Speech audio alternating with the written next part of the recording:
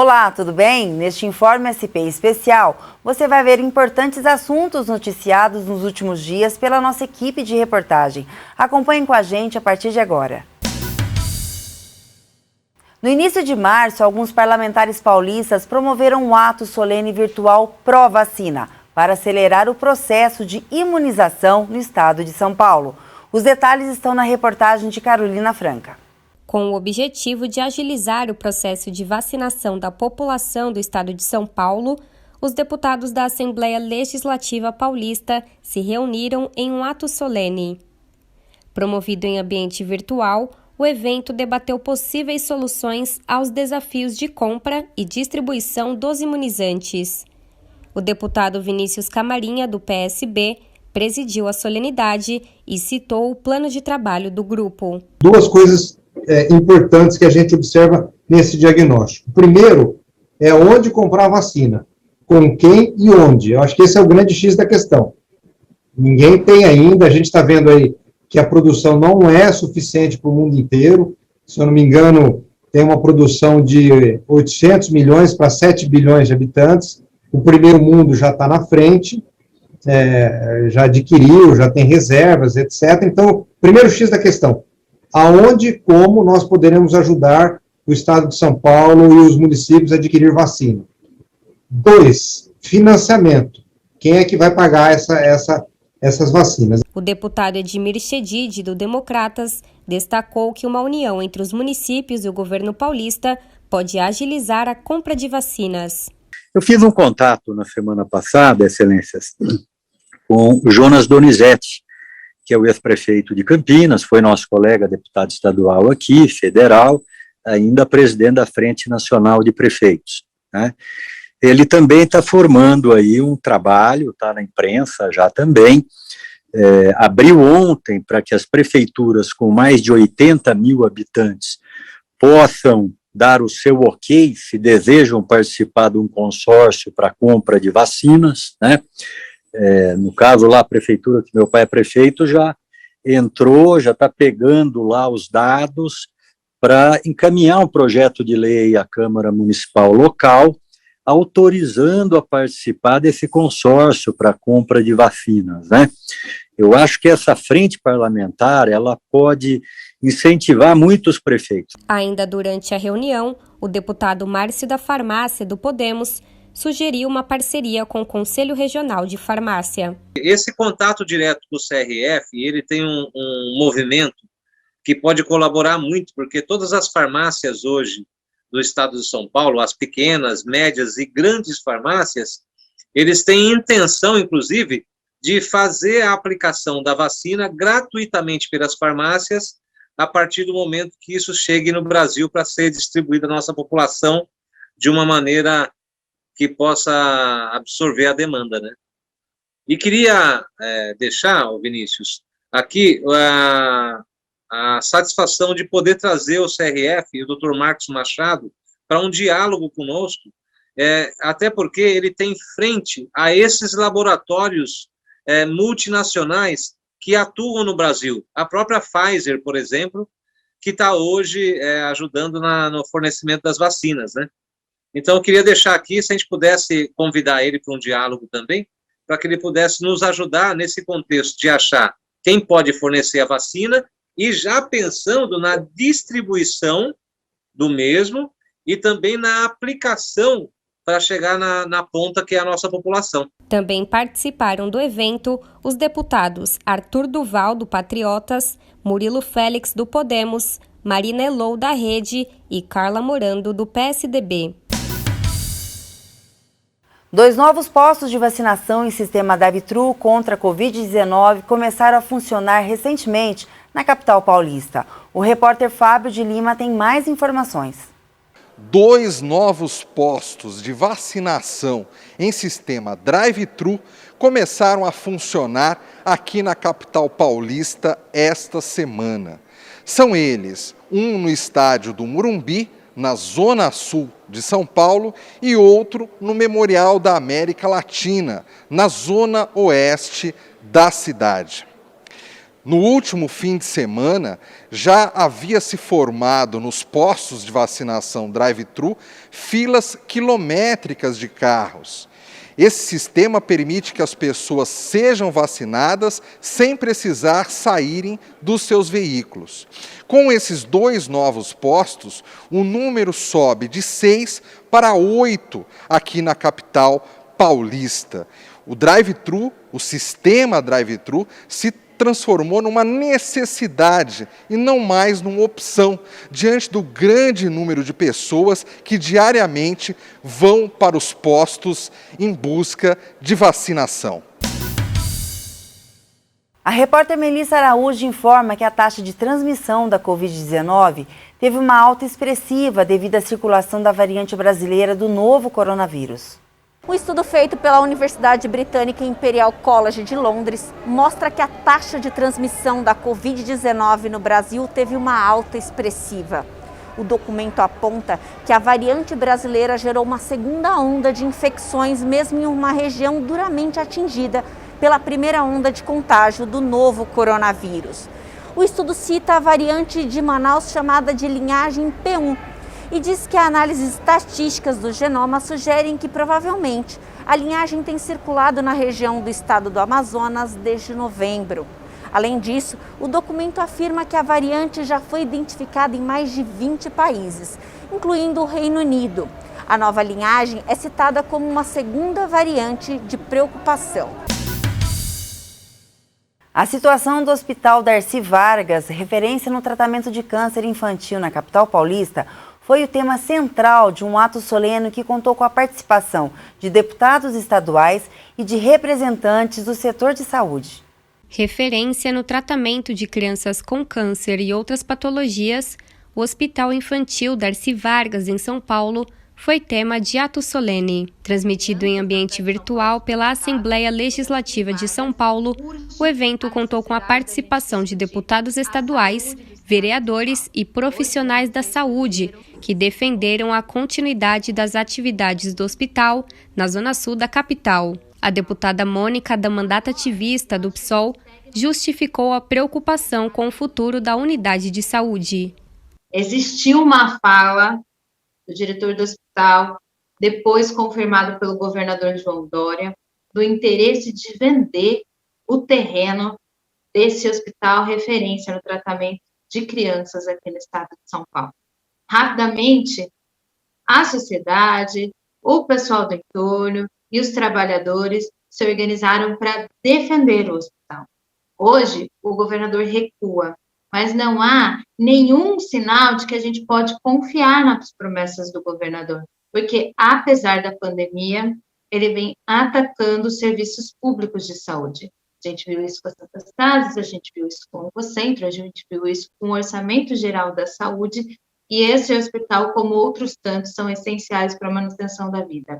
Representante do Sindicato dos Trabalhadores Públicos da Saúde de São Paulo, Rinaldo de Novaes Gomes, apresentou as principais demandas dos funcionários do Darcy Vargas. Ao invés do governo mudar o hospital de lugar, por que ele não muda algumas verbas para nós? Aumento do salário, reconhecimento, aquelas gratificações que eles cortam, né? As vantagens por tempo de serviço que não estão sendo mais aplicadas, enfim, uma série de cortes que nós já sofremos, nós já vivemos numa tensão, além aquele ambiente, sofrimento, dor e morte, aí vem corte de adicional de salubridade. Paula Ronce, nefrologista infantil e servidora do hospital, destacou que é contra a mudança de local da instituição. Todos do hospital ficaram muito assustados com a notícia que ouvimos. A princípio falaram, vocês vão ganhar um novo hospital, mas aí as notícias foram vindo e nenhuma notícia era boa, iam colocar a gente num lugar super longe, totalmente fora do nosso público, totalmente fora do nosso espaço, não iam nos dar um hospital melhor do que a gente já tem, era o mesmo tamanho, pode ser mais moderno, mas do mesmo tamanho, quer dizer, não ia ampliar os serviços que a gente até gostaria e precisaria. e todo mundo se mobilizou para que isso não acontecesse, tá? Como médica do Darcy, o que eu tenho a dizer é assim, eu estou lá há 27 anos, nós amamos aquele hospital, todos nós, o comprometimento de todo mundo lá dentro é muito, muito, muito grande, as pessoas fazem tudo com muito carinho. O Hospital Infantil Darcy Vargas presta assistência especializada e multidisciplinar à saúde da criança e do adolescente, além de formar profissionais na área de pediatria. O repórter Jeremias Gomes traz informações sobre o crescimento expressivo das vendas online no Brasil em 2020, registrado pela Associação Brasileira de Comércio Eletrônico. Um levantamento da Associação Brasileira de Comércio Eletrônico revela que as vendas online no país cresceram 88% em 2020. Foram mais de 225 bilhões de reais movimentados em cerca de 301 milhões de compras. Segundo a associação, 20 milhões e 200 mil consumidores realizaram a sua primeira compra pela internet e 150 mil lojas aderiram às vendas pelo comércio eletrônico, impulsionado aí justamente pela pandemia do novo coronavírus. Mais de 80% das grandes indústrias brasileiras pretende retomar investimentos em 2021. O repórter Matheus Batista tem outras informações sobre esse assunto. Um recente levantamento da Confederação Nacional da Indústria revelou que 82% das grandes fábricas pretendem retomar os investimentos em 2021, depois de segurarem as incertezas diante da pandemia de Covid-19. Além disso, 1/3 pretende aumentar a capacidade de produção neste ano. Para 61% das fábricas, os investimentos são voltados principalmente para o atendimento do mercado doméstico. Em 2020, somente 69% das grandes fábricas fizeram algum investimento, o menor percentual registrado desde 2016. Vamos a um rápido intervalo e voltamos em instantes. Não saia daí.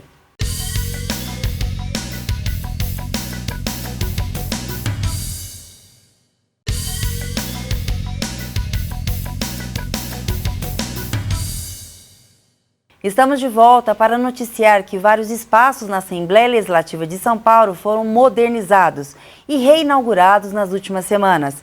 A creche da Lesp fez parte dessa recente ação no Parlamento Paulista. A creche da Assembleia Legislativa do Estado de São Paulo é reinaugurada e será cedida para a Prefeitura da capital.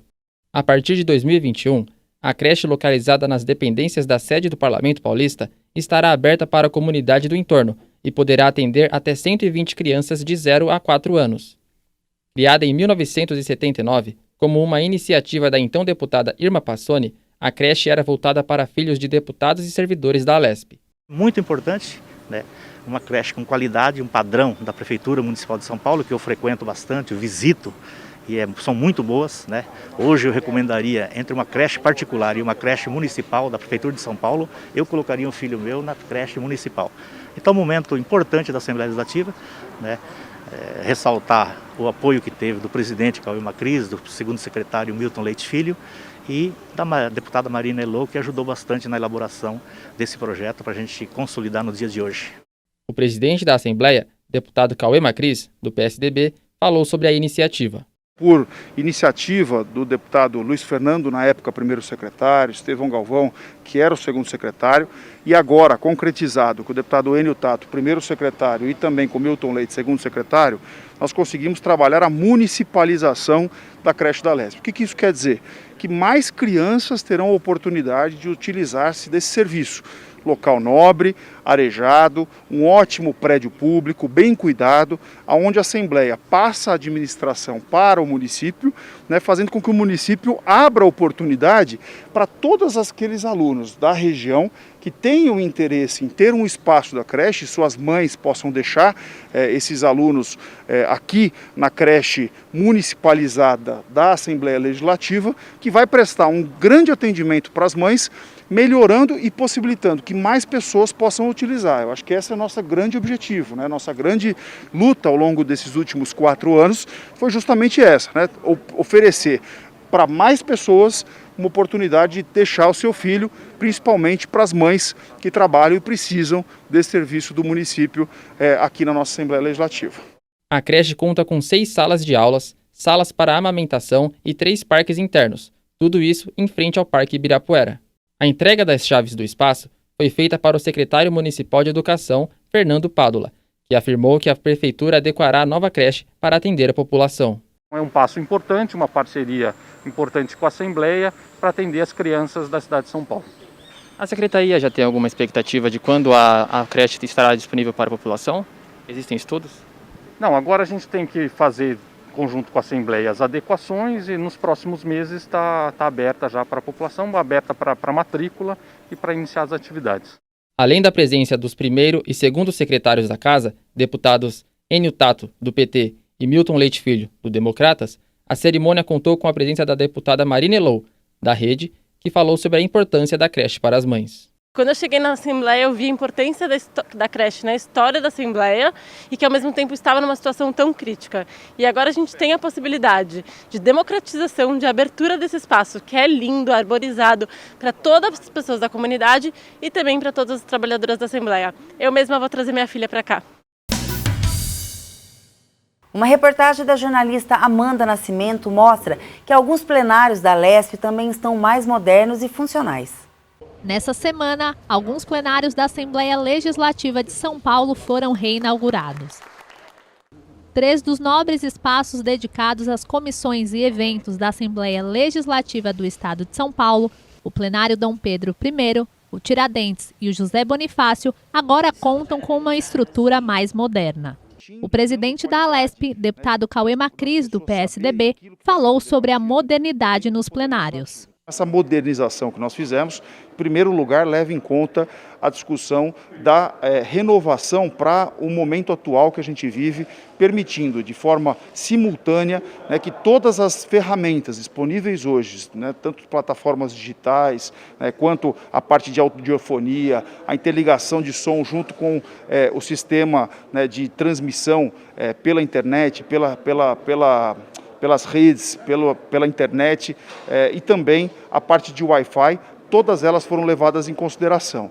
Segundo, em relação ao layout, já estava velho, deteriorado, tínhamos problemas em vários pontos em filtração, corrigimos tudo isso, proporcionando um ambiente mais agradável para os parlamentares trabalharem e, ao mesmo tempo, a possibilidade que a população que acompanha os trabalhos do Legislativo aqui presentes ou de maneira remota tenham condições de fazer da melhor maneira possível. Esse é o papel que nós sempre implementamos, fazer mais com menos. Então, reduzindo o custo orçamentário, fazendo investimentos importantes na área de infraestrutura do Poder Legislativo do Estado. Além da mudança na estética, os espaços abrigam novas instalações e iluminação para propiciar melhor atendimento ao público e aos trabalhos do Parlamento Paulista. É muito importante. A Assembleia Legislativa é a casa do povo, e para receber o povo, para ter as atividades aqui junto com a população, as coisas têm que funcionar. Dá uma celeridade aos nossos trabalhos.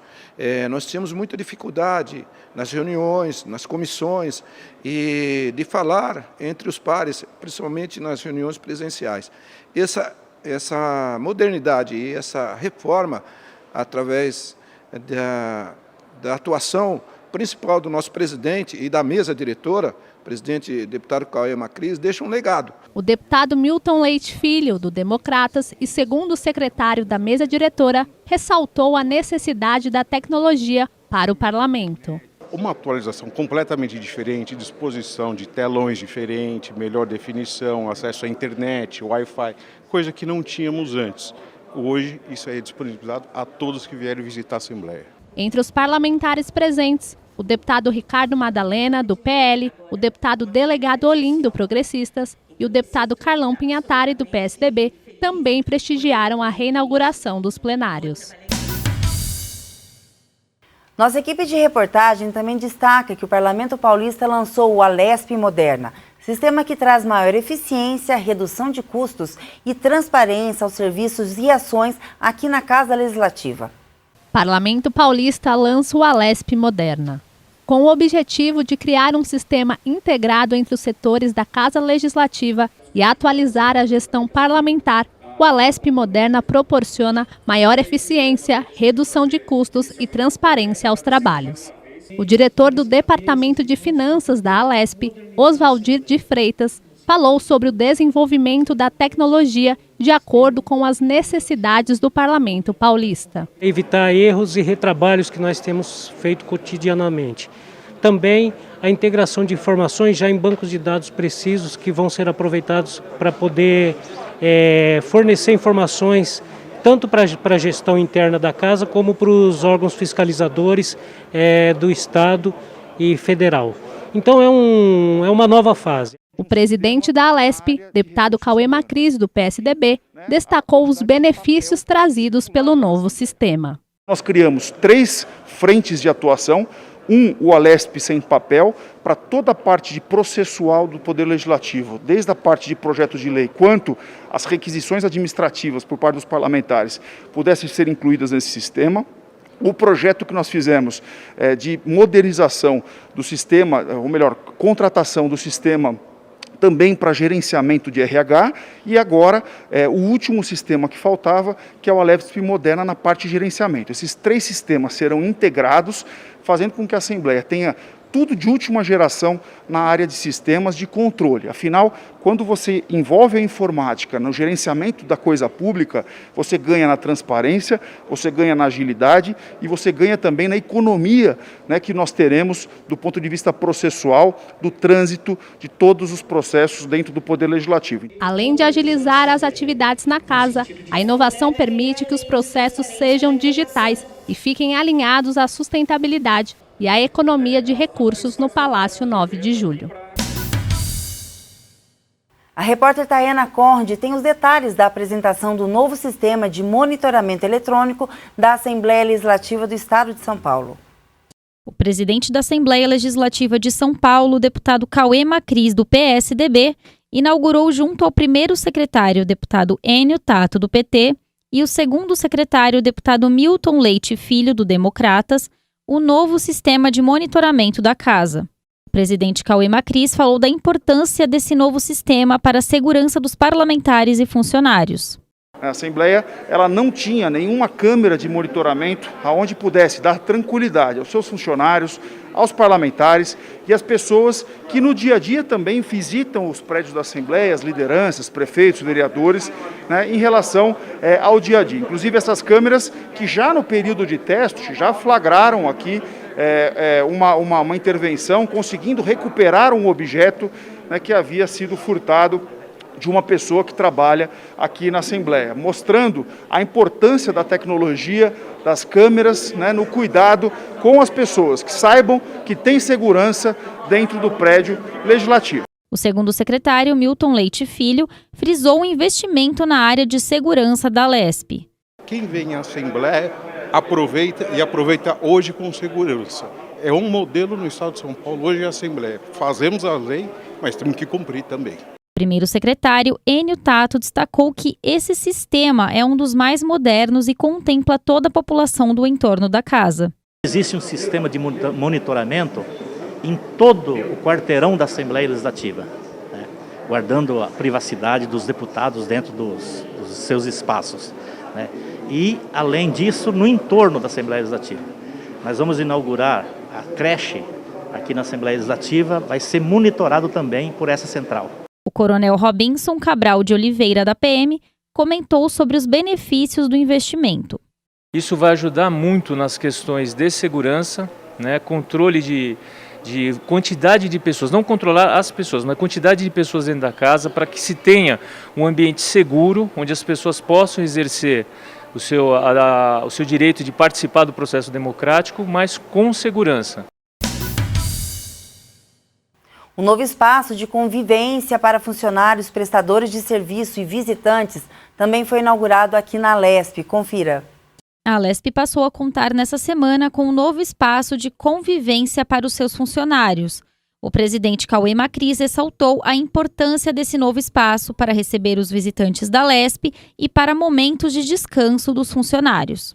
É um espaço onde os funcionários, a população que utiliza um serviço inaugurado por nós também, que é o Poupa Tempo aqui, né, que é esse espaço agradável, para que as pessoas possam, num período pós-almoço, num período de descanso ou num período de espera, né, aguardar as suas agendas, né, seja na área de serviço, na área bancária ou com os próprios parlamentares. Foi um espaço de conveniência, outro espaço totalmente reformado, né, para poder gerar uma condição melhor para as pessoas que nos visitam aqui no nosso prédio da Assembleia. Quer seja o funcionário na hora do almoço, tem um espaço para confraternizar, para conviver melhor. Mais prazer e mais diversão para todo mundo. Uma curadoria do acervo artístico do Palácio 9 de Julho está à disposição dos apreciadores de diferentes obras de arte. Saiba mais nesta reportagem. Com foco na preservação de obras e esculturas do Palácio 9 de Julho, acontece na Alesp uma curadoria para que os interessados tenham acesso a uma área artística diversificada. O espaço no Parlamento Paulista dedicado à arte foi institucionalizado, o que permite que as obras possam ser analisadas, restauradas e colocadas novamente à disposição do público. A gente tem esculturas muito legais, tem algumas pinturas. Ontem a gente viu 2 gravuras muito importantes, né? Que a gente não tinha ideia de que elas estavam aqui. Então são doações do Clube de Fotografias do MAN, que é aqui ao lado, e também do IPH, algumas gravuras muito interessantes que a gente não sabia. Então, a constituição desse acervo ainda é uma novidade para a gente. A iniciativa da mesa diretora da Alesp vai proporcionar o contato com diferentes obras de artes para as pessoas que puderem visitar a sede do Parlamento Paulista.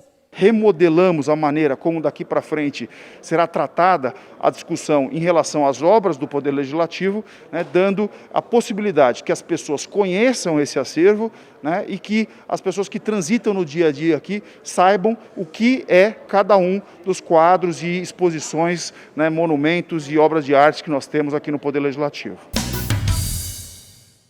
A Alesp recebeu neste mês a visita da comitiva do presidente da Assembleia Legislativa do Rio Grande do Sul, o deputado gaúcho Gabriel Souza, do PSDB, para conhecer a estrutura e as inovações no Parlamento Paulista.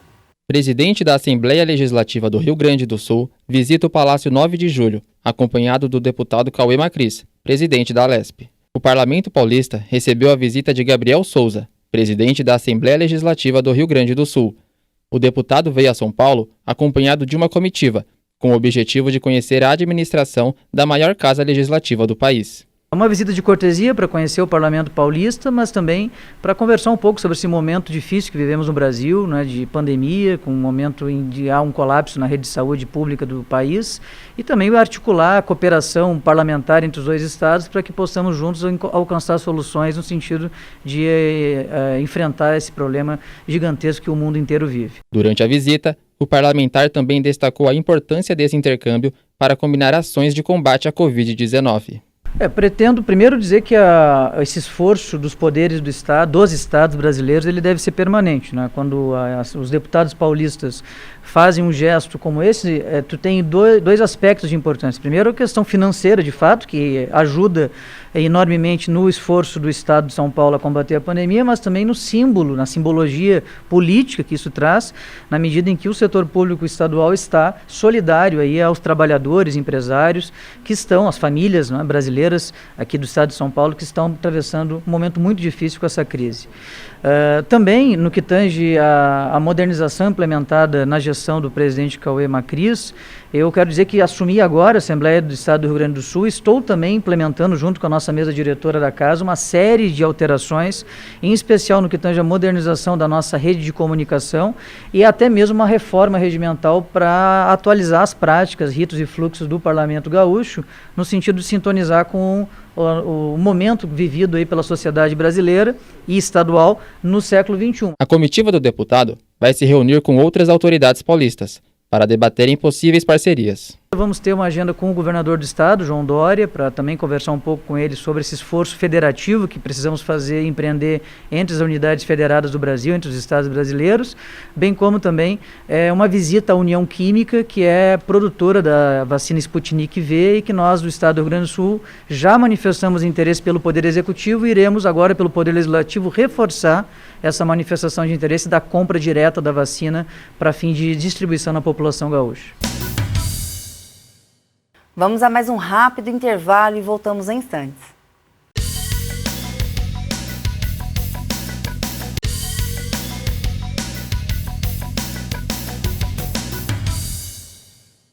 Durante a sessão plenária de 5 de março, o presidente da Lesp, o deputado Cauê Macris, do PSDB, discursou na tribuna e apresentou um relevante balanço de sua gestão por 2 mandatos consecutivos aqui na casa.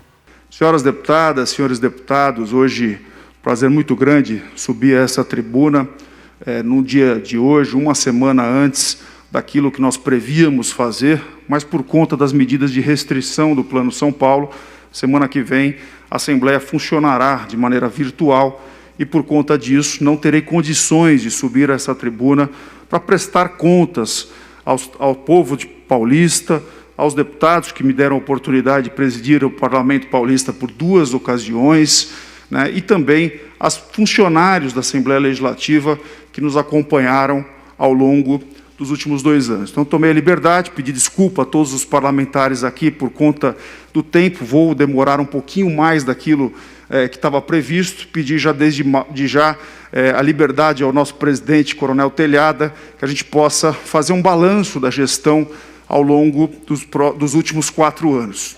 Em primeiro lugar, dizer que quando assumi a Assembleia Legislativa, até por conta da minha idade, eu fui eleito presidente, deputada Janaína, a primeira vez com 33 anos de idade, e por conta disso, e a relação tecnológica, um dos sonhos que eu tinha naquele momento era poder transformar a Assembleia Legislativa de uma maneira onde a gente conseguisse, pregando o tripé que eu defendi, e passando já o primeiro slide aqui, inovação, transparência e austeridade. Foi essa defesa que eu fiz quando subi a tribuna pela primeira vez para me candidatar à presidência da Assembleia Legislativa. Eu falei, esse é um dos grandes motes que eu quero, naquele momento, 2017, março de 2017, que eu quero, ao longo dos 2 anos da minha gestão, poder construir. Por conta, e depois de eu ter a oportunidade de ter sido eleito pelos meus pares, eu cheguei à conclusão, depois de uma vasta análise feita do ponto de vista administrativo, que eu não teria condições, principalmente na área tecnológica e de avanços que poderiam ser dados, de buscar a situação em relação à inovação. Por que não conseguiria? Porque o prédio da Assembleia Legislativa, com 50 anos de existência, ele passa e tem diversos problemas, porque naquele momento era totalmente diferente a infraestrutura e a construção que precisava ser dada para você conseguir fazer alterações que permitiam inovações tecnológicas dentro das nossas atividades. Então foi um grande desafio, começando pela área de internet. O servidor totalmente desatualizado, falta de cabeamento, o deputado Telhada já era deputado, lembra-se do que eu estou dizendo, a infraestrutura da rede de Wi-Fi. Então, percebemos no momento, e aí eu quero fazer aqui uma referência à minha mesa antecessora, ao deputado Luiz Fernando e também ao deputado Estevão Galvão, que a necessidade daquele momento era o investimento em tecnologia. E foi exatamente isso que nós fizemos. Nós fizemos todo um trabalho, inclusive contratando um plano diretor de informática que pudesse nortear os trabalhos de informática do Poder Legislativo para os próximos 20 anos. Esse trabalho está sendo concluído nesse momento. Então, quer dizer, os próximos presidentes que passarem, eles já vão ter o norte das necessidades de investimento em infraestrutura para conseguir fazer com que o trabalho e a infraestrutura necessária ela fosse feita da melhor maneira possível. Foi isso que nós fizemos. nós investimos muitos recursos, se eu não me engano foram em torno de mais de 30 milhões de reais na área de infraestrutura, cabeamento, trocamos toda a rede Wi-Fi, os aparelhos roteadores, né, porque se a gente comprasse computador naquele momento, o computador, deputado Jô Diniz, não ia rodar, porque o sistema e a infraestrutura da Assembleia naquele momento, ele não permitia uma troca de tecnologia nova para o sistema de computação. Dificuldades na área de impressão, né, impressoras muito velhas, obsoletas, né, esse foi o momento que nós fizemos todo esse investimento preparatório para que pudesse a Assembleia Legislativa ter uma condição de passar por um próximo passo, que nós vamos falar logo em seguida. O segundo ponto da minha gestão, quando defendi naquele momento, em 2017, era a discussão de transparência. Porque eu sentia na pele a necessidade da gente poder criar mecanismos para que as pessoas fiscalizassem não só a atividade parlamentar dos deputados, mas como elas poderiam ter acesso de maneira fácil, de maneira descomplicada, aos gastos dos gabinetes, né, às informações necessárias do gabinete, e para isso, inclusive, nós lançamos um novo aplicativo. Na época, motivo de muita polêmica, inclusive, entre os próprios parlamentares, que é o aplicativo Fiscaliza Cidadão.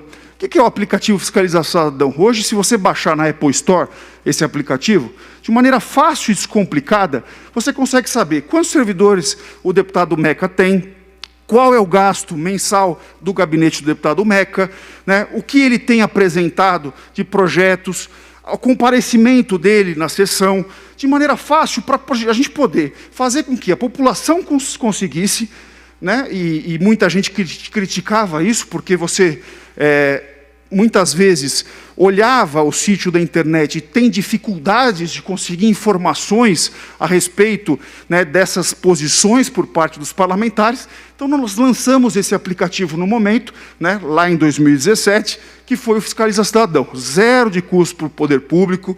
Né, nós fizemos um edital onde demos oportunidade à iniciativa privada fazer o investimento. Foi exatamente assim que foi feito. Né, não gastamos R$1 da construção desse aplicativo. E, por fim, né, naquele momento, eu dava um pouco a diretriz da austeridade.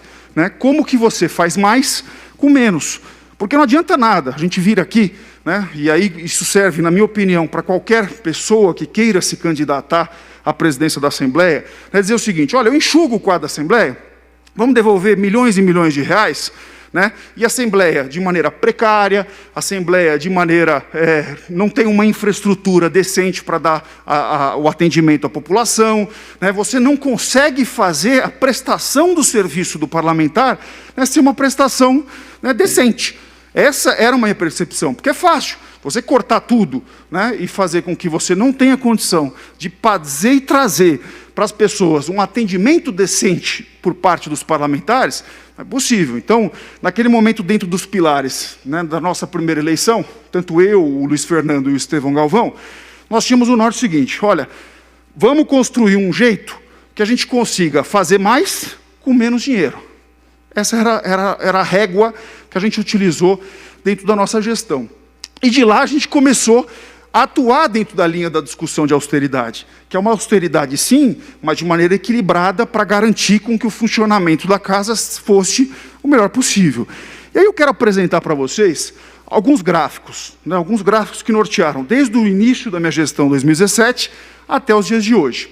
Começando, volta um pouquinho, por favor. Começando com uma frase, que eu sempre disse muito essa frase, né, ao longo da minha gestão, da minha colocação, fiz questão, inclusive, de colocar ela aqui, que a austeridade, ela é um dever de todo gestor público. A transparência, ela é um direito do cidadão, mas ambas são alcançadas com a inovação.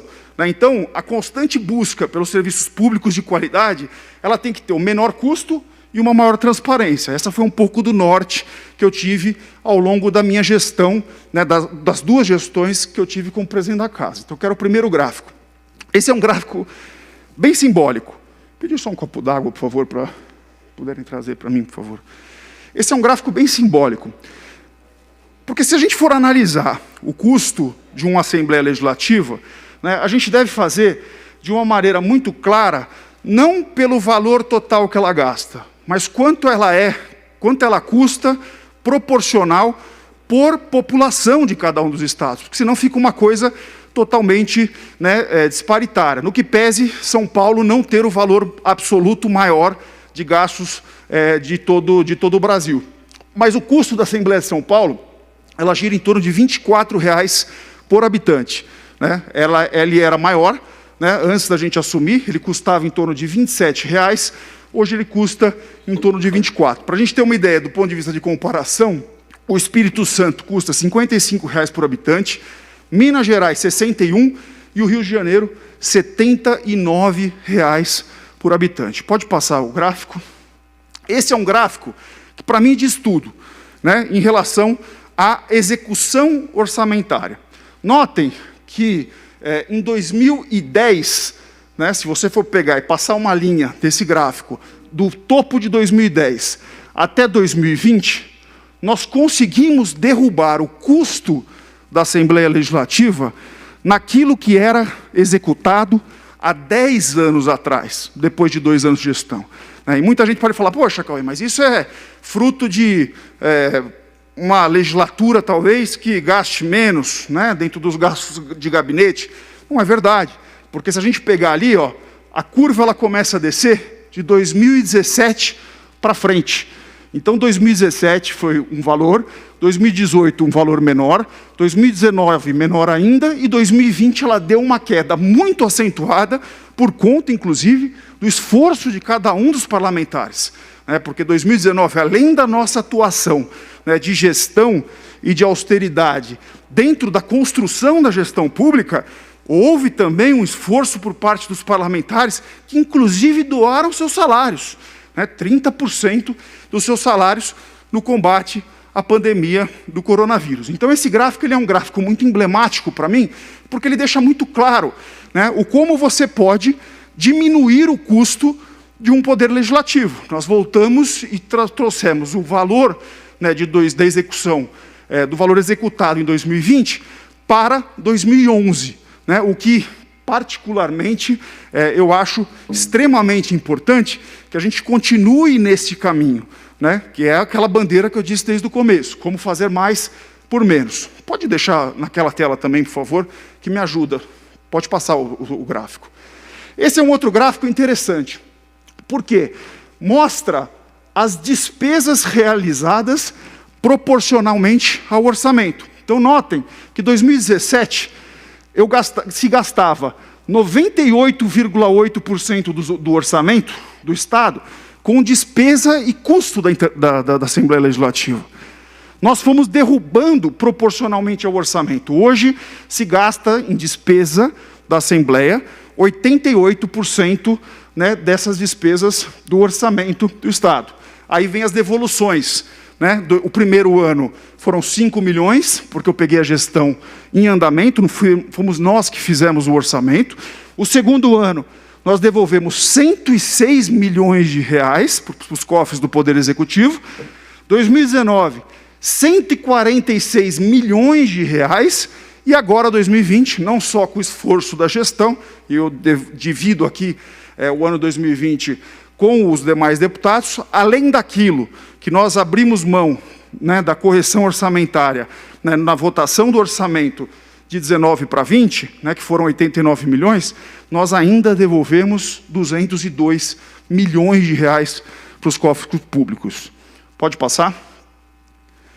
Esse é um outro ponto bacana, porque aí mostra, não só por minha parte como gestor e da mesa diretora, mas por parte dos parlamentares, a diminuição do custo de gabinete, Melão. Você que gosta desse tipo de gráfico, mostra o quanto de 2018 para 2020 os parlamentares mudaram o comportamento de como eles gastam dentro dos seus próprios gabinetes. Foi feita uma alteração desses valores por parte dos parlamentares.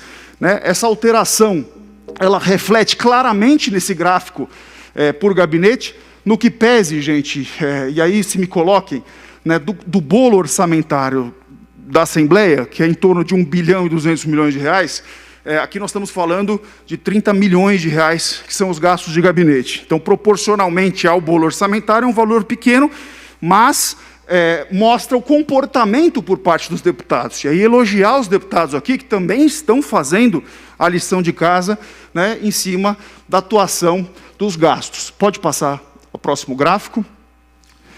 Esse é um gráfico interessante, porque ela mostra a despesa com recursos humanos. Né? Se fala muito, a Assembleia de São Paulo é inchada, a Assembleia de São Paulo é inchada, não se faz nada em relação a funcionários. Né? Não é verdade, porque quando nós assumimos em 2017, né, nós pegamos a Assembleia, né, com o valor proporcional de gastos com funcionário, ano a ano nós fomos conseguindo derrubando esses gastos, né, com os funcionários da Assembleia, mostrando claramente nesse gráfico, né, e só para registrar, todos esses dados são dados do CIAFEM, né, dados do governo, dados oficiais, não usamos nenhum dado da própria Assembleia, todos os dados divulgados da Secretaria da Fazenda sobre a execução orçamentária. Então mostra que nós estamos baixando o gasto com funcionários ano a ano. A Assembleia, se continuar nessa maneira, como nós temos comportado, nós temos uma tendência a diminuir o custo do Poder Legislativo ainda mais. Pode passar? Aqui, proporcionalmente ao orçamento. Então, olha que interessante. Quando eu assumi a gestão, se gastava do orçamento do Poder Legislativo 91,7% do valor do orçamento com funcionário.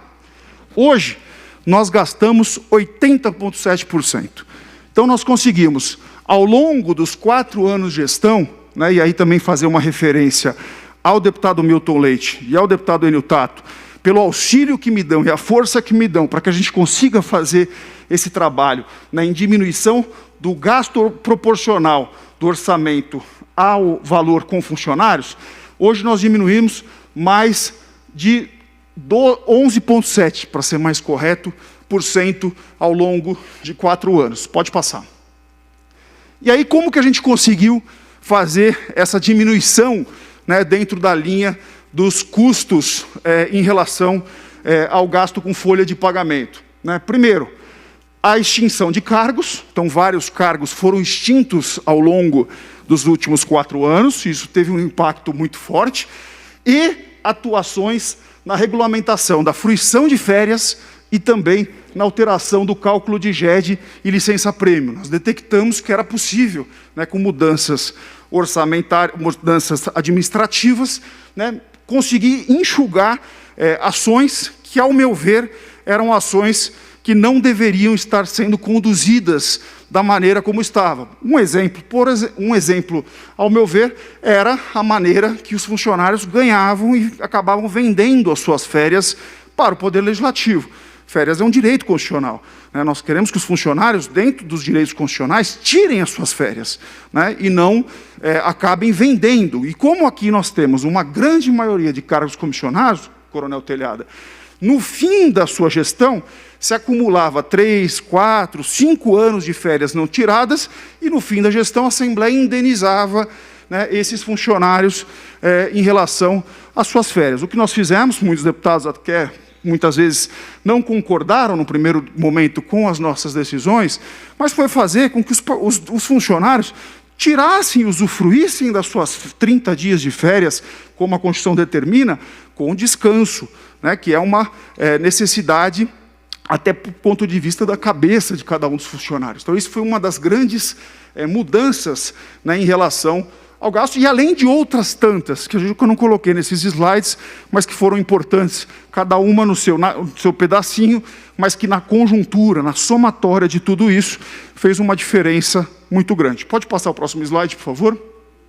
Aqui eu faço uma referência aos funcionários públicos que são parlamentares. Né? Muita gente questiona, né, a nossa administração e coloca, olha, Cauê, poxa, o Cauê não gosta de funcionário. Já ouvi isso muito aqui dentro. O Cauê não gosta de funcionário.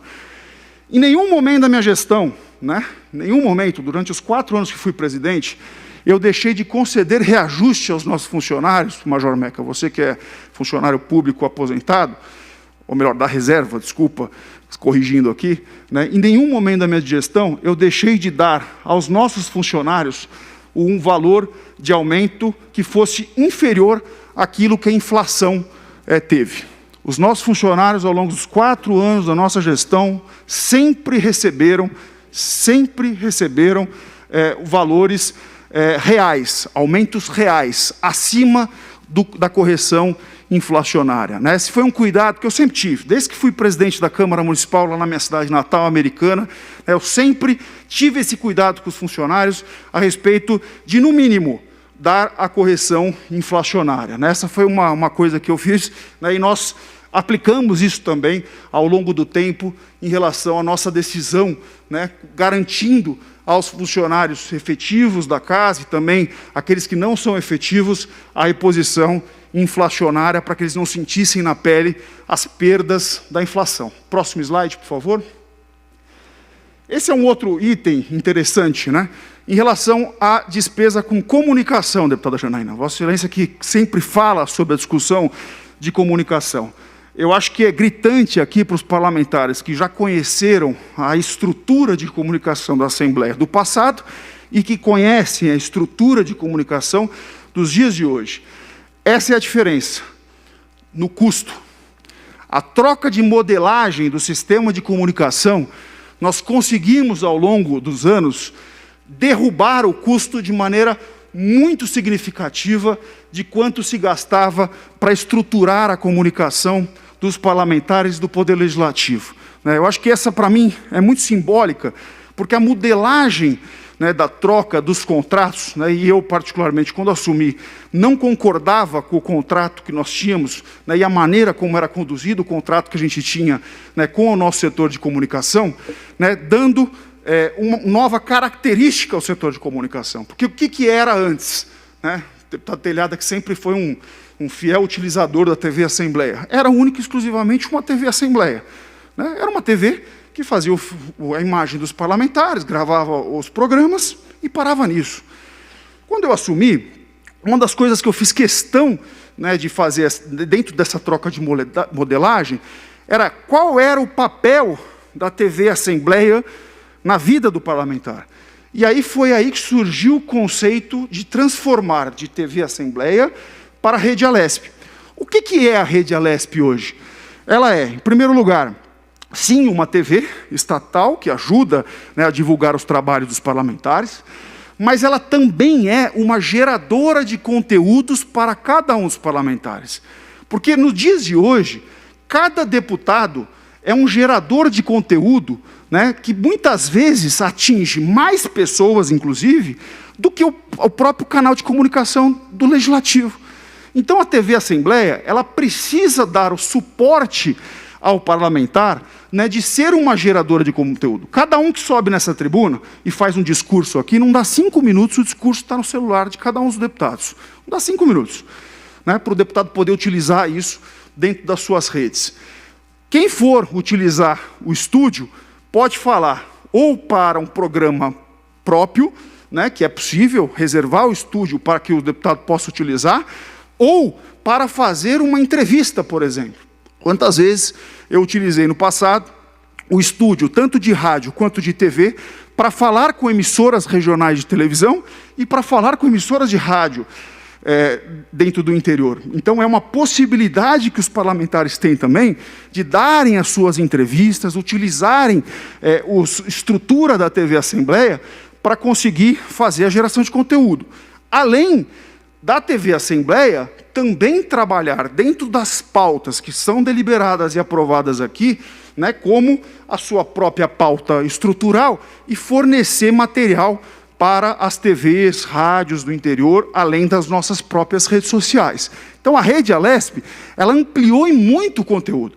Se você pegar, por exemplo, o YouTube, que não existia antes da minha administração, né, hoje nós temos mais de 40 mil seguidores, 50 mil, não sei certo qual que é o número, 80 mil? O Gil está me corrigindo aqui, 80 mil seguidores no YouTube.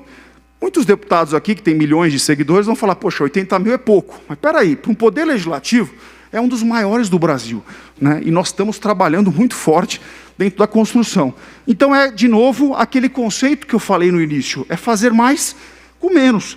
E esse é o conceito, diminuindo o custo da parte de comunicação, aumentando a possibilidade do seu trabalho. Pode passar, por favor? Austeridade dentro da linha da condução dos 202 milhões desse ano. Eu quero colocar que, além das nossas discussões de diminuição de contrato e tudo mais, né, fazer um agradecimento especial aos parlamentares, porque esse ano foi um ano atípico, foi um ano que demandou muito de cada um de nós, né, e a contribuição de cada um dos 93 deputados, além de mim, claro, né, foi fundamental. Desde a redução de 30% do subsídio de cada um dos parlamentares, a suspensão do pagamento da licença-prêmio, a redução da verba de gabinete, reduzimos em 40% a verba de gabinete, o repasse do nosso Fundo Especial de Despesa de 80%, um repasse importante, foram mais 50 milhões de reais nesse repasse, a revisão de contratos e investimentos, né, foi muito importante para que a gente chegasse no repasse deste ano, todo esse repasse destinado no combate ao coronavírus, né? Desse ano específico, nós, por votação de um projeto de resolução, rotulamos a utilização desse dinheiro pelo Poder Executivo. Pode passar? Aqui, a discussão também em TI.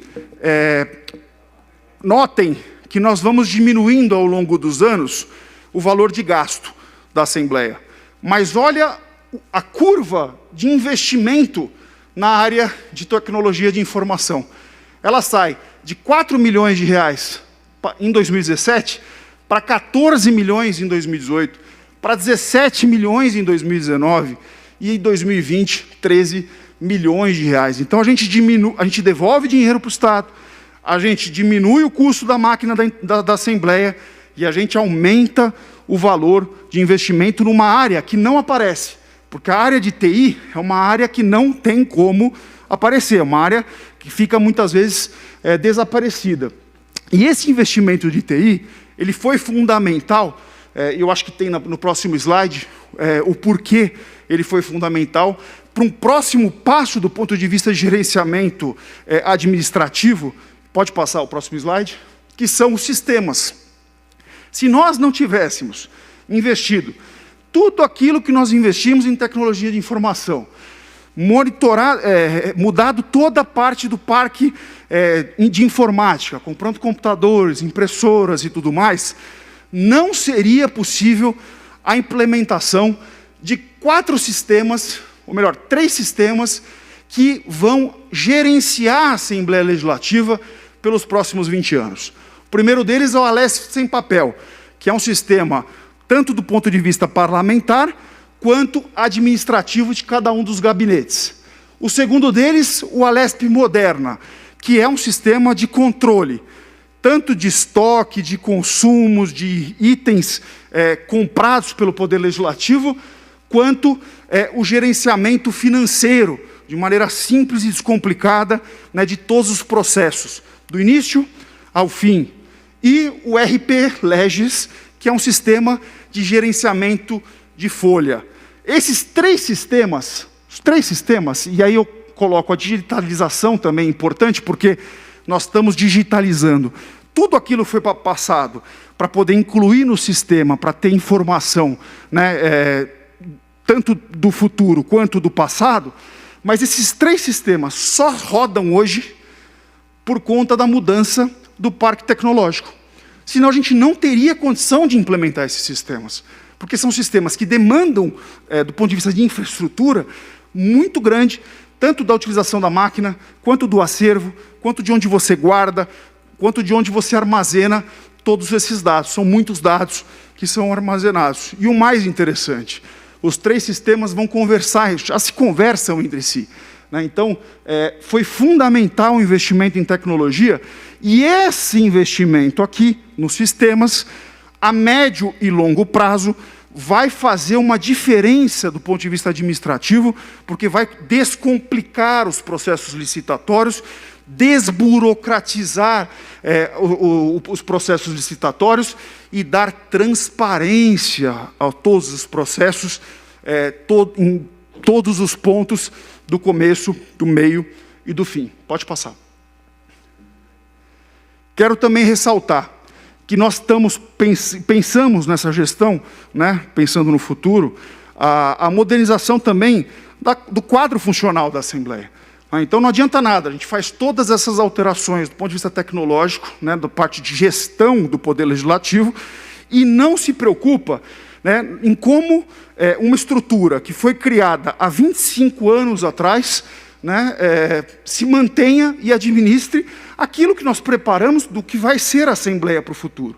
Né? Então, foi fundamental a aprovação da reforma administrativa, e aí eu quero mais uma vez elogiar os parlamentares, né, que deram a oportunidade da gente preparar essa nova modelagem, desse novo momento que o Poder Legislativo vai viver, né, diminuindo as unidades administrativas, ou melhor, as chefias de 68 para 32, extinguindo os cargos de analista legislativo e de técnico legislativo que poderiam ser preenchidos e não têm a necessidade, aumentando o custo do Poder Legislativo, a extinção do prolabore, extinção de gratificações, né, um modelo capaz de absorver as soluções tecnológicas da gestão do momento que nós estamos vivendo. Pode passar, por favor.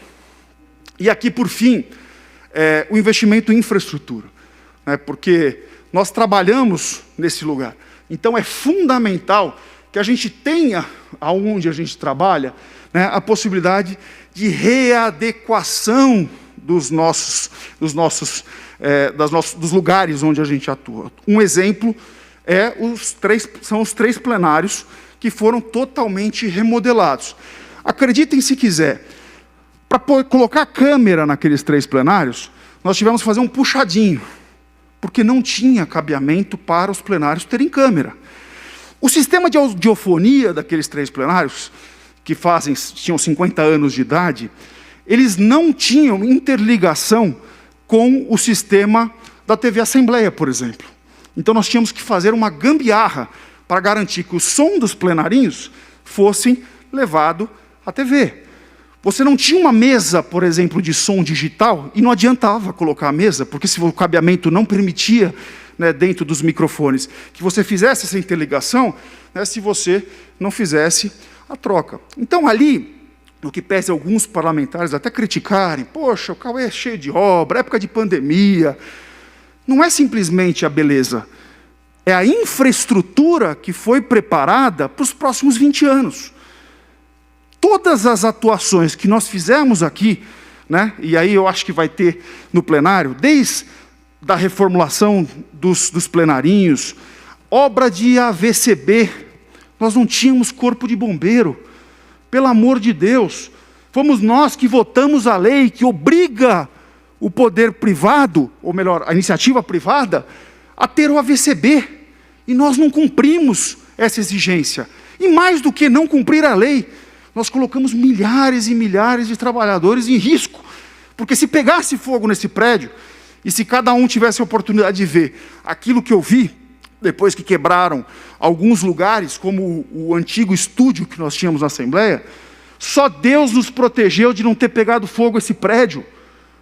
Deus nos protegeu, porque a quantidade de fios que passava ali em cima, muitos deles desencapados, eu vi isso com meus próprios olhos, não permitia o risco que mais de 4.000 pessoas que passam nesses prédios no dia a dia estavam correndo. Então, a hora que a gente diminui custo, devolve dinheiro ao poder público, mas aumenta o dinheiro de investimento, eu volto à tese que eu sempre defendi, que é fazer mais com menos. Então, investindo da maneira como se precisa. Não simplesmente no embelezamento, mas na infraestrutura necessária, preparando o Poder Legislativo para os próximos 20 anos. Acho que essa é a nossa grande obrigação. Pode passar. E, por fim, os serviços. Né? Uma das coisas que nós defendemos, Joel, ao longo da nossa gestão, foi que esse prédio não podia ser único e exclusivamente um prédio simplesmente da atuação e da atividade parlamentar. Poxa vida, nós estamos numa área nobre, num lugar de fácil acesso, com uma infraestrutura de estacionamento, com uma infraestrutura fácil por parte de transporte público para se chegar a esse prédio.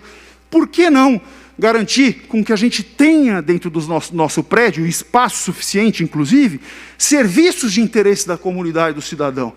Então, nós fizemos muito esforço, garantindo com que a gente trouxesse, agora mais recente, o poupa-tempo.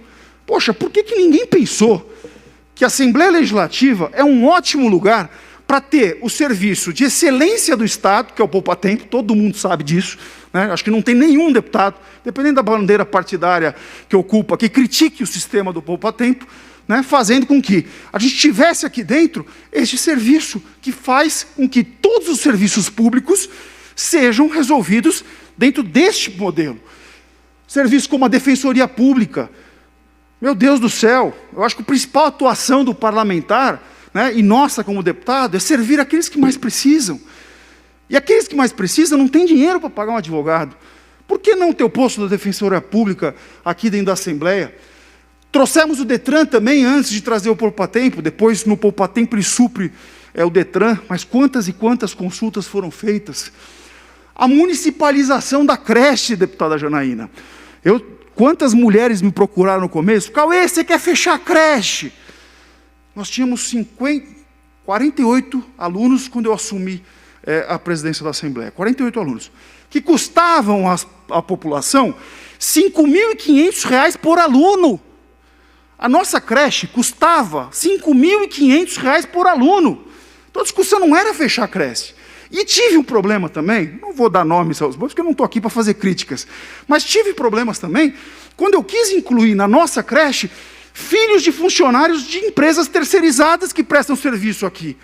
E as pessoas não quiseram, bateram contra. Como que pode isso, deputado Júlio Diniz? Não faz sentido, não faz sentido.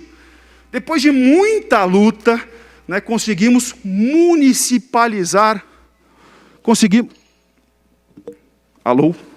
Depois de muita luta, conseguimos Acho que não é para eu falar mesmo. Peraí.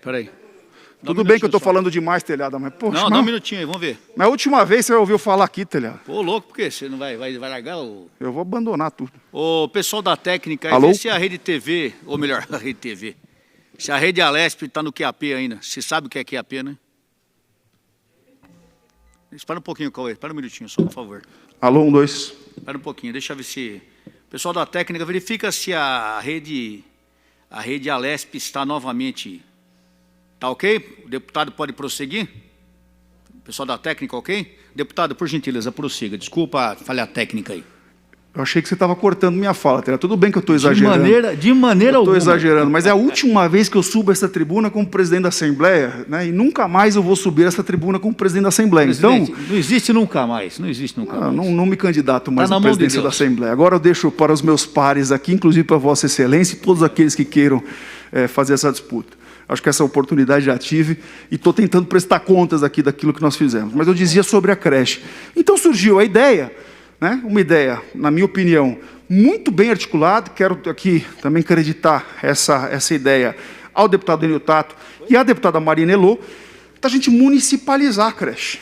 Porque a creche, quando a mãe ela vai escolher qual creche ela coloca o seu filho, ela pode ter duas opções de escolha. Ou ela coloca o seu filho na creche perto de casa, ou perto do trabalho.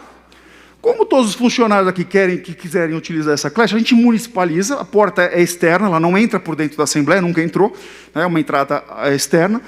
A gente permitirá que 120 crianças sejam atendidas no prédio da nossa creche, administradas pela Prefeitura Municipal, e os nossos funcionários que quiserem também, porque eles fazem a opção pela proximidade do trabalho, e os seus filhos poderão ser colocados na creche. Custo zero.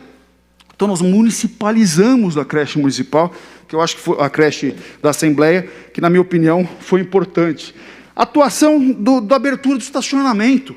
Quantas pessoas passam no Ibirapuera constantemente, principalmente fim de semana? Nós liberamos o estacionamento para que as pessoas que vão ao Ibirapuera no fim de semana possam parar o seu carro com segurança. Nós abrimos a biblioteca, olha que coisa simples, mas como que nunca ninguém pensou nisso? A biblioteca da Assembleia servia só para parlamentar e funcionário. Um cidadão comum, um universitário, que precisa fazer uma consulta jurídica, não poderia vir à biblioteca da Assembleia utilizar um livro. Tem cabimento isso. Hoje a biblioteca ela é pública. Hoje qualquer cidadão pode vir aqui, pegar um livro, levar para casa, fazer consulta, utilizar o computador, fazer suas pesquisas dentro da nossa biblioteca. Coisa simples, simples. Além da reforma, porque nós reformamos a biblioteca porque não tínhamos condição mais de manter o acervo, né, em plenas condições. Tínhamos vazamento em todos o telhado da biblioteca. Então precisamos fazer uma reforma.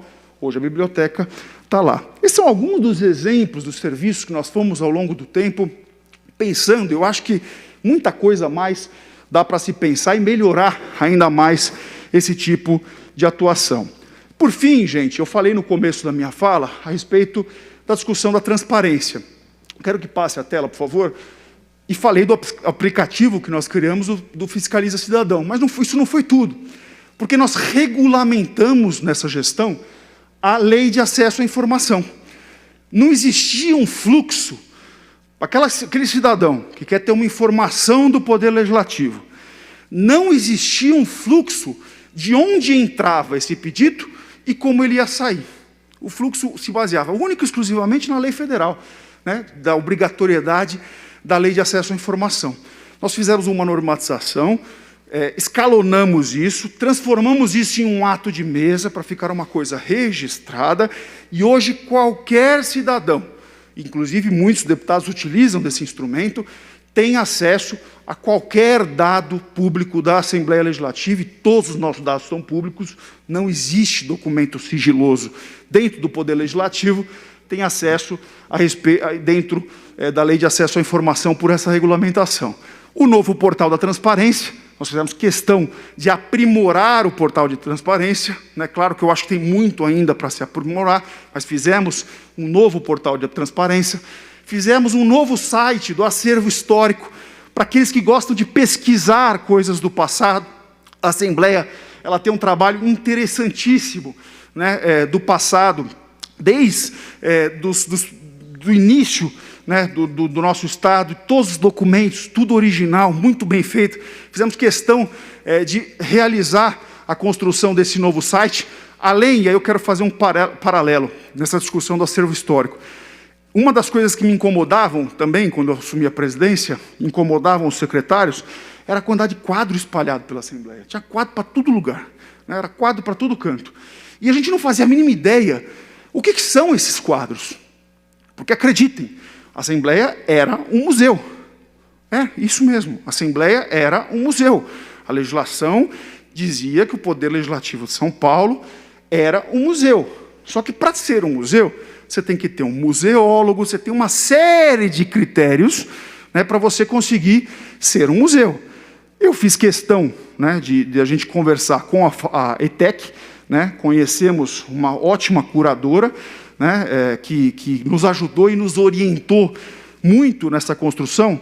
Hoje nós estamos, quem for aqui no antigo Correio, pode ver, nós estamos catalogando todas as obras de arte da Assembleia Legislativa. Todas. 100%. Fazendo patrimônio, porque tem muita obra de arte muito valiosa, né? Não vou falar preços aqui nesse momento, mas muita coisa muito valiosa, e que não tinha nenhuma documentação a respeito dessas obras de arte. E fizemos todo o regramento também de como será isso conduzido daqui para frente. Além do sistema de auxílio de encargos e gabinetes também, que foi uma atuação nossa ao longo desse mandato. E também, para encerrar, eu quero passar para a próxima tela, por favor, que são os projetos que a gente deixa, né, preparados e encaminhados para a próxima gestão. Né? É claro que essa decisão é uma decisão administrativa, né, daquele que se elegerá presidente, primeiro e segundo secretário.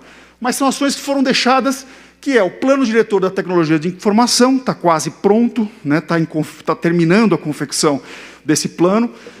A modernização do Sistema Integrado de Gestão Parlamentar também está muito bem encaminhada.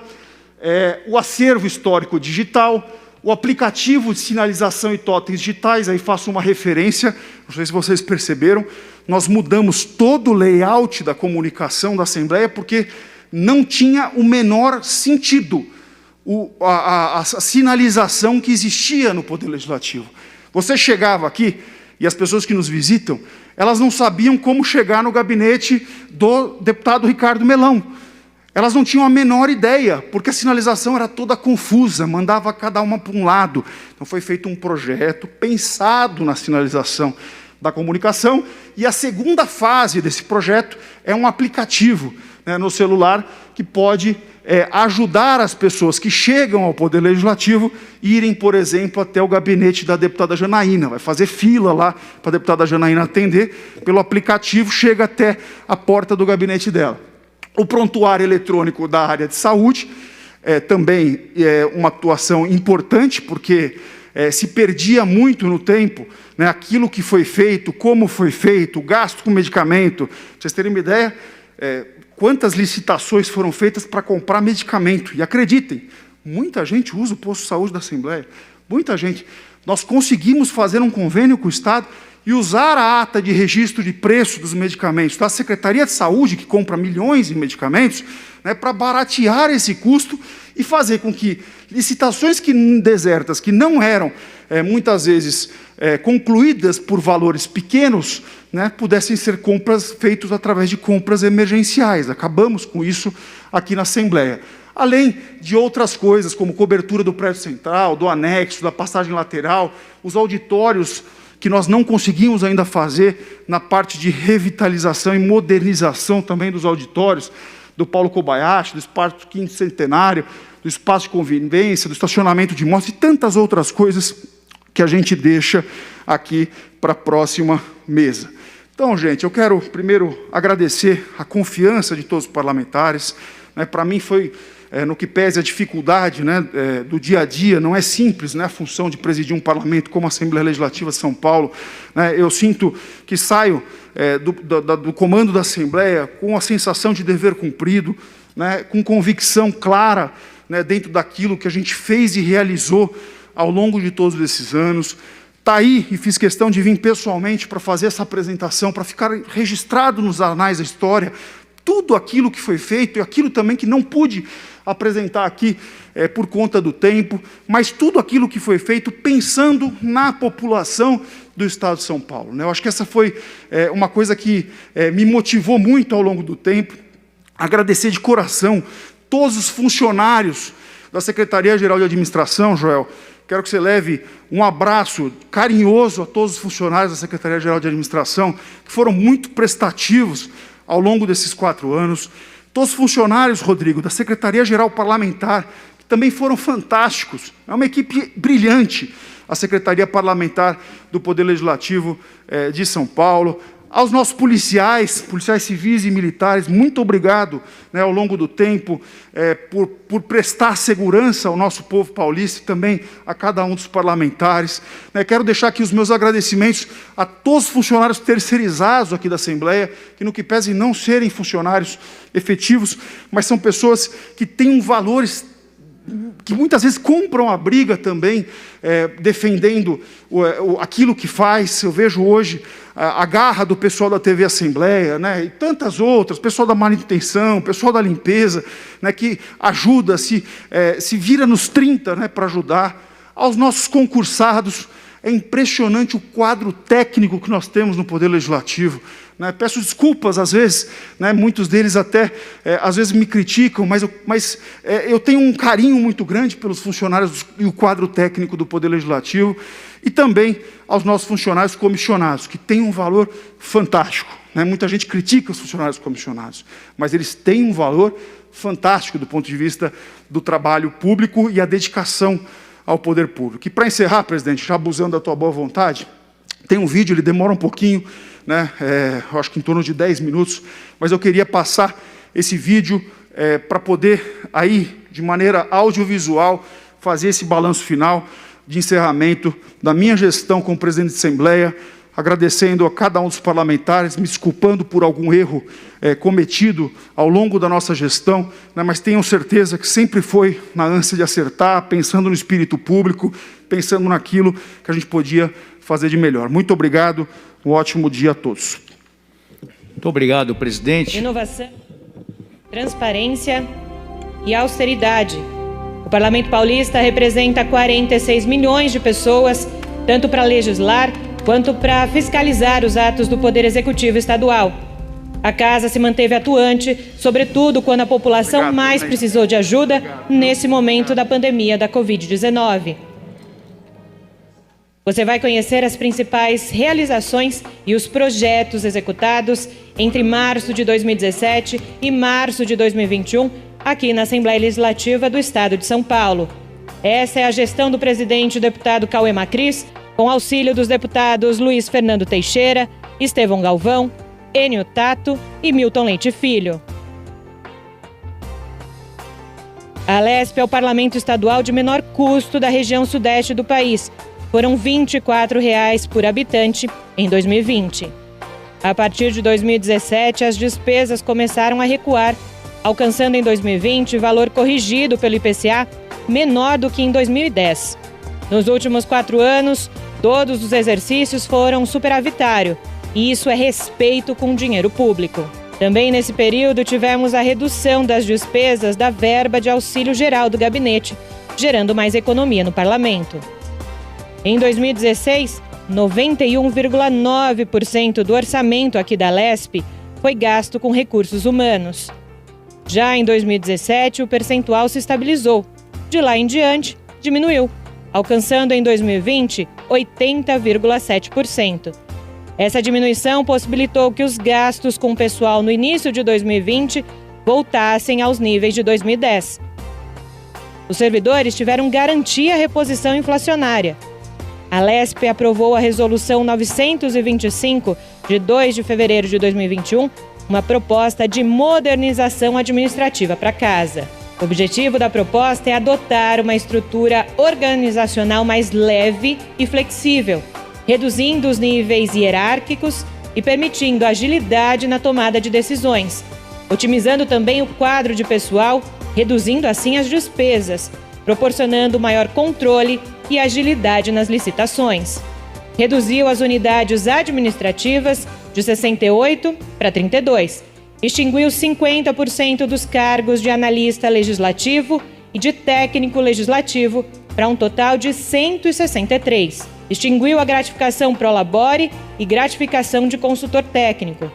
Fortaleceu o setor da informática da Alesp e criou a Coordenadoria de Contratações para instrumentalizar a SGA de uma estrutura que permita a criação e manutenção de uma inteligência de contratações. Nesse período, reduziu os valores com a divulgação dos trabalhos legislativos, criando a Rede Alesp e modernizando todos os processos, desde a locação, como também a operação de equipamentos da TV e da Rádio Alesp, bem como a mão de obra operacional. Durante a gestão, foram investidos mais de 36 milhões de reais em tecnologia da informação nas áreas de governança, sistemas, infraestrutura, suporte e atendimento ao usuário, microinformática e teletrabalho no período da pandemia da Covid-19, garantindo assim maior transparência e confiabilidade das informações, além, claro, da redução de custos e despesas. Com a modernização do parque de TI, avançando na infraestrutura de data center, da rede, dos parques de microcomputadores e impressoras, o Alesp Sem Papel foi uma solução para a produção, tramitação, gestão, guarda e descarte adequados de documentos e processos digitais, com o objetivo de aumentar a celeridade na tramitação desses documentos e processos, redução de custos operacionais e de uso de papel e impressão. O Alesp Moderna é um sistema integrado de gestão administrativa com software que reúne numa única solução as informações gerenciais dos setores financeiros e administrativos da Casa. A digitalização do acervo documental é uma prestação de serviços em gestão inteligente e integrada de informações. Já o Legis RH é uma inédita parceria com a Assembleia do Rio Grande do Norte no desenvolvimento de um sistema de gestão de recursos humanos e folha de pagamento totalmente integrado. Foram feitos investimentos com o objetivo de motivar a presença do cidadão nas dependências da Lesp através de estruturas mais seguras e eficientes. O prédio da Lesp possui 53 mil metros quadrados de construção. Com austeridade, melhorias nas dependências da casa foram executadas com o objetivo constante de tornar um lugar apto a receber a população de São Paulo e suas demandas. O auto de vistoria do Corpo de Bombeiros, o AVCB, é um certificado emitido pelo Corpo de Bombeiros que atesta que a edificação possui todas as condições de prevenção e combate a incêndio. O AVCB é obrigatório e desde a inauguração da Lesp, em janeiro de 1968, a casa nunca obteve essa licença, o que gerava insegurança aos servidores, ao público e ao patrimônio público. 168 câmeras de alta definição e uma sala de vídeo monitoramento em tempo real. Serviço de recepção com atendimento nas portarias, promovendo agilidade e eficiência às atividades de identificação, controle de acesso e orientação de visitas nas dependências aqui da Lesp. Serviço de vigilância desarmada com detector de metais. Serviço de cancelas para o estacionamento da Lesp. A implantação da rede Alesp permitiu a instalação de todos os serviços de comunicação da casa em uma área de 800 metros quadrados, totalmente restaurada, climatizada, com excelentes condições de trabalho e acessibilidade. Já o almoxarifado central vai unificar e racionalizar o planejamento, compra, manejo, estoque e consumo dos bens de consumo e aperfeiçoar o cadastro, controle, manutenção e substituição de bens móveis aqui da casa. A nova sinalização da Lesp ajuda a melhorar o trânsito das pessoas no prédio. Outra novidade na gestão foi a instalação do bicicletário para os servidores da casa e também em toda a comunidade que frequenta a região. São 30 vagas para bicicletas, vestiário, armários e espaço autossustentável com uso de energia solar. Para a acomodação do público, a convivência dos servidores e realização de eventos, foi feita a reforma do espaço de convivência. Para a segurança de todos e adaptação das normas de acessibilidade e segurança, foi realizada a modernização dos elevadores. Outras inovações foram a ampliação do alojamento dos servidores, localizado junto ao estacionamento, a reforma da biblioteca para adaptação também das normas de acessibilidade, como também a disponibilização para a comunidade de todo o acervo da biblioteca da Lesp. E, claro, a reforma do ambulatório médico. Os plenários José Bonifácio, Dom Pedro e Tiradentes foram reformados com um novo sistema de iluminação, acessibilidade, possibilitando uma melhoria nas atividades parlamentares realizadas no local. No plenário JK temos agora novos terminais de votação. Troca de toda a iluminação da casa, o serviço de curadoria, catalogação, higienização, movimentação do acervo artístico da Lesp, bem como a reformulação da política de acervo do Legislativo Paulista. A Defensoria Pública presta assistência técnica e jurídica integral e gratuita às pessoas que não possuam condições financeiras de pagar por esse serviço. Posto do Poupa Tempo. Mais moderno e com foco no digital, a unidade atende 154 atividades. A unidade tem capacidade para 200 atendimentos presenciais e 300 atendimentos virtuais ao dia. Creche. Será disponibilizada para os filhos dos servidores, dos prestadores de serviço e da comunidade em geral. Nesse novo modelo, a Prefeitura assume a operação, a responsabilidade e o custeio da creche. A abertura do estacionamento aos fins de semana permitiu um local mais seguro, confortável e gratuito, tanto para os frequentadores do Parque Ibirapuera, tanto para quem tem algum compromisso no entorno. A Lesp reforçou o compromisso com a transparência, implantou o aplicativo Fiscaliza Cidadão, fez a regulamentação da Lei de Acesso à Informação, desenvolveu um novo portal da transparência, novo site do acervo histórico, sistema de auxílio e encargos de gabinetes. Nesse período, o Parlamento Paulista esteve ao lado da população, focado nas demandas e anseios da comunidade, com um único objetivo: respeito. Essa é a Assembleia Legislativa do Estado de São Paulo.